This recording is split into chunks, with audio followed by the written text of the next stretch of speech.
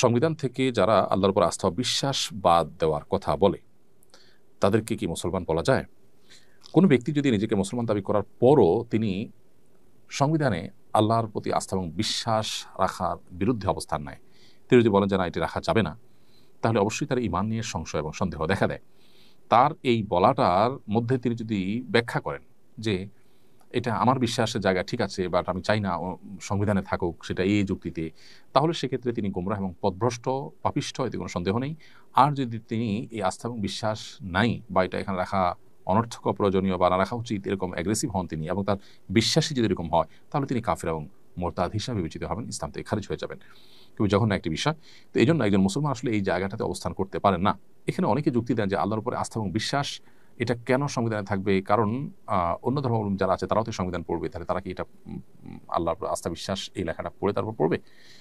এই উত্তরটা একেবারেই হাস্যকর আমার কাছে মনে হয়, বা এই প্রশ্নটা একেবারে হাস্যকর মনে হয়। কারণ হলো যে কোনো সংবিধান যখন প্রণয়ন হয়, দেশের সব মানুষ সেটার উপরে শতভাগ একমত থাকে না। কোনো বিষয় কারো ভিন্নমত থাকতে পারে। অতএব ভিন্নমত আছে দেখে তার মতের পরিপন্থী কোনো কিছু থাকলে তিনি সে সংবিধান পড়তে পারবেন না, তা তো না। তাহলে একজন অন্য ধর্মাবলম্বী এই জায়গাটা সে তার ভিন্ন মত আছে, এই জায়গাটা তিনি পড়লেন না, তাতে সমস্যাটা কোথায়? বা এই জায়গায় অ্যাভয়েড করলেন তিনি, সমস্যাটা কোন জায়গায়? মালয়েশিয়ানরা যদি মাত্র 65% মুসলমান হয়েও তাদের রাষ্ট্রধর্ম ইসলাম থাকতে পারে, তাদের সংবিধান ইসলামকে গুরুত্বপূর্ণ জায়গায় তারা রাখতে পারে, এবং তাতে যদি তাদের উন্নতি, অগ্রগতি, তাদের সৌহার্দ্য, সম্প্রীতি, পারস্পরিক একসাথে মিলেমিশে থাকা কোনো কিছু বাধাগ্রস্ত না হয়, তাহলে আমাদের দেশে কেন হবে? তো এই বিষয়গুলোতে আসলে ইচ্ছাকৃতভাবে ইসলাম এবং মুসলিমদেরকে কোণঠাসা করে রাখার যে পশ্চিমা আপনার প্রচেষ্টা আছে, যে গোটা পৃথিবীতে আজ মুসলমানদের প্রতি জুলুম এবং নির্যাতন চলছে, মুসলমানদেরকে কোণঠাসা করে রাখা হচ্ছে, ইসলামোফোব হচ্ছে দিন দিন উন্নত দেশগুলো, এটা তারই অনুসরণ মাত্র। পশ্চিমাদের গোলামরা সাধারণত তাদের এই অন্ধ অনুসরণ করতে পারে। ইসলাম এটা শুধু মুসলমান নয়, অন্য ধর্মের মানুষদের জন্য নিরাপত্তার সবচেয়ে বড় কারণ। ইসলাম ছাড়া অন্য কোনো কিছুতে মুসলমান তো বটেই, অন্য ধরনের নিরাপত্তা নিহিত নেই। এই বিষয়ে দীর্ঘ আলোচনা করবার সুযোগ আমাদের সংক্ষিপ্ত সেশনে নেই। পরপুরুষের সামনে কোনো নারী তার মেহেদি রঞ্জিত হাত প্রদর্শন করতে পারবে কিনা? মেহেদি রঞ্জিত হাত কোনো নারী প্রদর্শন করবেন না, তবে তিনি কোনোভাবে পুরুষের সাথে কোনো বিষয় আদান প্রদান করতে গিয়ে নিরুপায় বা কোনো জায়গায় প্রয়োজনের সাপেক্ষে যদি কোনো কিছু দিতে বা নিতে হয়, এবং সেক্ষেত্রে যদি কেউ দেখে ফেলে, তাতে অসুবিধা নেই। নবী করিম সাল্লাল্লাহু আলাইহি ওয়াসাল্লামের সময় এরকম একটি ঘটনা ঘটেছে। একজন নারী তার হাত দিয়ে নবী সাল্লাল্লাহু আলাইহি ওয়াসাল্লামের কাছে কিছু দিয়েছেন বা নিয়েছেন, এরকম কিছু একটা পর্দার আড়াল থেকে বা সামহাউ। তো এখানে তার হাতে মেহেদি না থাকে, নবী সাল্লাল্লাহু আলাইহি ওয়াসাল্লাম বলেছেন যে এটা কি কোনো পুরুষের হাত কিনা, কারণ মেয়েদের দিক থেকে এসেছে অথচ হাতে মেহেদি নেই। তখন মেয়েরা মেহেদি হাতে দিতেন সবাই, সেই নবী সাল্লাল্লাহু আলাইহি ওয়াসাল্লাম আশ্চর্য হয়েছেন। এখান থেকে বোঝা যায় যে প্রয়োজনের প্রেক্ষিতে যদি এটা হয়, এটা জায়েজ আছে, কিন্তু প্রয়োজন ছাড়া যেটা না হয়, আর প্রয়োজনের প্রেক্ষিতেও মেহেদি লাগানো হাত যথাসম্ভব প্রদর্শন না করতে পারলে ভালো হয়, কারণ এটি পুরুষদের জন্য ফিতনার কারণ, সেটি বলাই বাহুল্য। সো এটা অ্যাভয়েড করতে পারলে ভালো হয়। যদি অ্যাভয়েড করা না যায়, তাহলে সেক্ষেত্রে ইচ্ছাকৃত নয় এরকম হলে সেটা গুনাহ হবে না, কিন্তু ইচ্ছাকৃত এবং খুব বেশি প্রয়োজন ছাড়াই প্রদর্শন করছেন, সেটা কিন্তু না জায়েজ। একটা হলো দেখে ফেলা, পুরুষ দিতে গেলেন দেখে ফেলেছে, আর হলো প্রদর্শন করলেন, দুটো কিন্তু দুই জিনিস। আল্লাহ সুবহানাহু ওয়া তাআলা আমাদের সৌন্দর্যকে, মা বোনদের সৌন্দর্যকে আল্লাহ তাআলা অপ্রকাশিত করে রাখতে বলেছেন। আল্লাহ বলেছেন যে ওয়ালা ইউবদিনা যিনাতাহুন্না ইল্লা মা যাহারা মিনহা, একান্ত যেগুলো বাহ্যিক অর্থাৎ পোশাকের বাইরেও যে অংশ, পোশাক বাহির থেকেও যেটা পোশাকের উপর দিয়ে যেটা দেখা যায় সেটি ছাড়া আর বাকি কোনো সৌন্দর্য নারীরা যেন প্রকাশ না করে। অতএব এটা প্রকাশ করবে না। বাকি জরুরি কোনো কাজ করতে গিয়ে যদি কেউ কারো নজরে পড়ে যায়, তার কারণে গুনাহগার হবেন না। পেশা হিসেবে ওয়েডিং ফটোগ্রাফি, বিবাহ অনুষ্ঠানের ফটোগ্রাফি করা জায়েজ আছে কিনা? পেশা হিসেবে এই জিনিসটি নেওয়া নানা কারণে অনুচিত। কারণ হলো আমরা জানি যে আমাদের সমাজে এই ধরনের পেশায় যারা থাকে, তারা আসলে চাইলেও অনেক গুনাহ বা অনেক পাপের কাজকে এড়াতে পারে না। যেমন একটা বিষয় হলো যে আপনি যখন কোনো বিবাহের ফটোগ্রাফি করতে যাবেন, সেখানে নারী পুরুষের মিশ্রণ থাকবে, সেই ছবি আপনাকে তুলতে হবে, আপনার ইচ্ছা হোক অনিচ্ছা হোক সে কাজ আপনাকে করতে হবে। তো এটা তো একটা নাজায়েজ কাজ, যেটা অংশীদার আপনাকে হতে হচ্ছে। তো যে কাজে হারাম বা গুনাহের কাজে অংশীদার হওয়া অনেকটা বাধ্যতামূলক, অনেকটা চূড়ান্ত, সে কাজ আসলে অ্যাজ এ পেশা নেওয়া জায়েজ নাই। আর যদি আপনি হালাল বিবাহ শাদী হবে এবং সেখানে অনুষ্ঠান হবে হালাল, এই জাতীয় বিষয়গুলো নিশ্চিত হন এবং উভয় পক্ষকে আপনি বলে সেখানে ইনভলভ হন, এরকম কোনো কাজে তারা জায়েজ হতে পারে, তারা যদি এটা রক্ষা করে। সরকার সংবিধান সংশোধনের উদ্যোগ গ্রহণ করেছে, আমাদের সংবিধান কেমন হওয়া উচিত বলে মনে করেন? আমাদের সংবিধানে আমাদের অর্থনৈতিক মুক্তির বিষয়ে পরিষ্কার রোডম্যাপ থাকা উচিত। বৈদেশিক ঋণ নির্ভর অর্থনৈতিক ব্যবস্থা থেকে আমাদের বেরিয়ে আসার প্রচেষ্টা, স্বপ্নের কথা জোরালোভাবে উল্লেখ থাকা দরকার।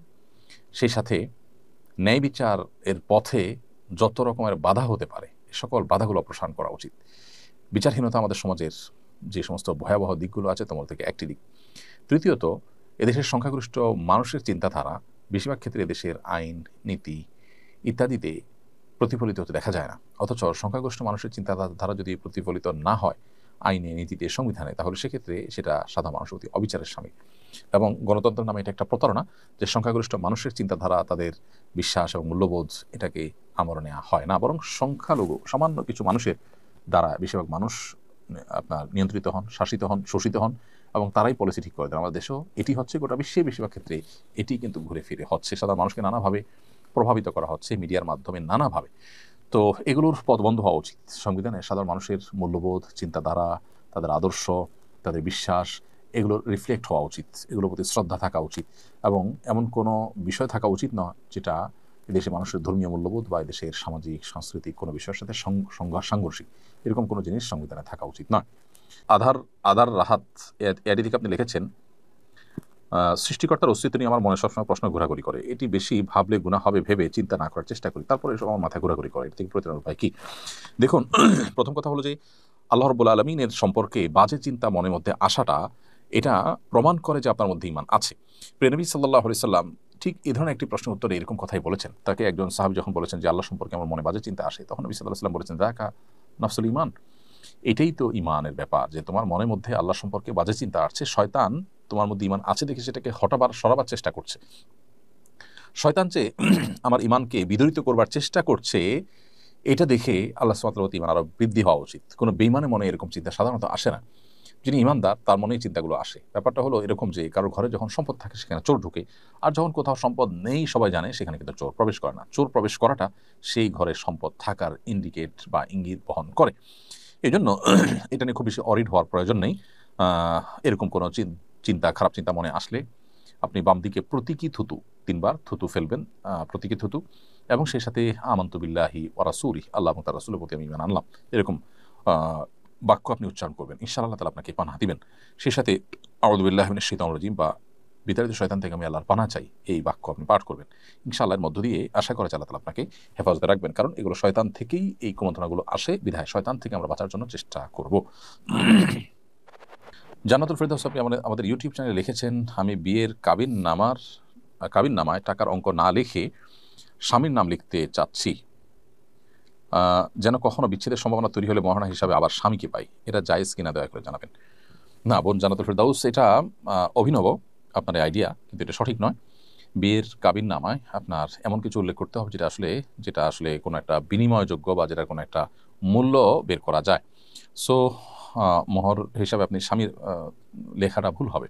স্বামী তো আপনি বাই ডিফল্টই পাচ্ছেন, কিন্তু আপনি যে আপনার চিন্তার কথা, যে থিঙ্কিংয়ের কথা বলেছেন, সেটা আবেগের কথা, বাস্তবতার কথা নয়। বাস্তবতার কথা হলো যে মোহরের ঘরে আপনার কোনো টাকার অঙ্ক, স্বর্ণগহনা বা এমন কিছু লিখতে হবে যেটা বিনিময়যোগ্য বা যেটা আর কোনো একটা মূল্য বের করা যায়, তাহলে সেক্ষেত্রে সেটা মোহর হবে। এর বাইরে আপনি এমন কিছু যদি লেখেন যেটা আসলে মোহর হওয়ার উপযুক্ত নয়, তাহলে সেক্ষেত্রে বিবাহ হয়ে যাবে। এই ধরনের কোনো কিছুকে মোহর হিসাবে ধার্য করে বিয়ে করলে কিন্তু সেক্ষেত্রে আপনার বংশের আপনার মতো এরকম গুণের মেয়ের যেরকম মোহর হয়ে থাকে, সেই মোহরের মিছিলটা এখানে বাই ডিফল্ট ফিট হয়ে যাবে। অর্থাৎ ওইরকম মেয়ে যে মোহর হয়, যেরকম মোহর হয় সেরকম মোহর এখানে ফিক্স হয়ে যাবে।